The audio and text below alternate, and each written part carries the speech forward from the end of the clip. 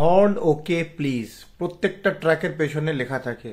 ছোটবেলা থেকে আমি ভাবতাম যে এই লেখাটার কারণ কি।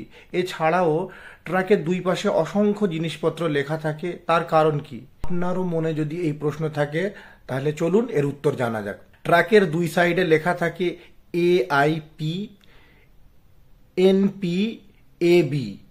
তো আগে আপনাদের জানিয়ে রাখি যে ট্রাক বা কোনো রকমের মালবাহী গাড়ি চালাতে গেলে একটা পারমিটের দরকার পড়ে।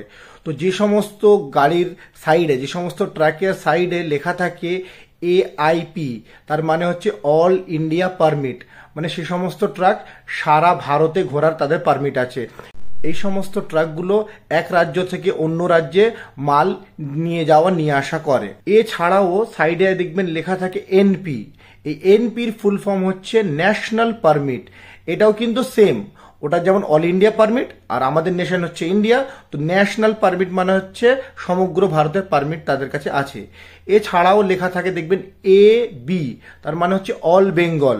তো যে সমস্ত গাড়ির সাইডে লেখা থাকে AB, তারা সারা বাংলার মধ্যে ঘুরতে পারে, মানে অল বেঙ্গল পারমিট আছে, অল ইন্ডিয়া পারমিট নেই। তারা সব হর্ন ওকে প্লিজ লিখে রাখার কারণে এর পেছনে তিনটে ব্যাখ্যা আছে।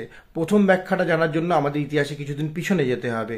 দ্বিতীয় বিশ্বযুদ্ধ চলাকালীন সেনা এবং অস্ত্রশস্ত্র নিয়ে যাওয়া নিয়ে আসার জন্য মূলত ট্রাক ইউজ করা হতো এবং ট্রাকগুলো চলতো ডিজেলে, এবং যুদ্ধের সময় সঠিক পরিমাণে ডিজেলের সাপ্লাই না থাকায় ডিজেলের সঙ্গে কেরোসিন মিশিয়ে সেই গাড়িগুলোকে চালানো হতো, এবং মিক্স তেলেতে গাড়ি চলার কারণে সেই গাড়িগুলো খারাপ হয়ে যেত এবং অনেক সময় ইঞ্জিনে আগুন লেগে যেত।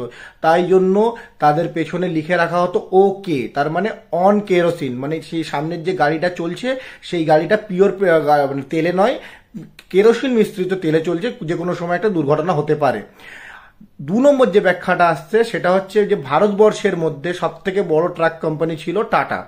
তাই টাটা একটা সময় আসে তারা একটা সোপ লঞ্চ করে, সেই সোপটার নাম ছিল ওকে, এবং সোপে একটা সিম্বল ছিল লোটাসের। ওই জন্য দেখবেন ম্যাক্সিমাম ট্রাকে যেখানে ওকে লেখা থাকে তার উপরে একটা লোটাস সিম্বলও থাকে। তো টাটা যখন নিজের ট্রাকের পেছনে ওকে লিখে সেই লোটাস সিম্বলটা দিল, তো সেখানে কি হলো, টাটার একটা ফ্রি ফান্ডের পাবলিসিটি হয়ে গেল, একটা অ্যাডভার্টাইজমেন্ট হয়ে গেল। এটা হচ্ছে 2 নম্বর থিওরি।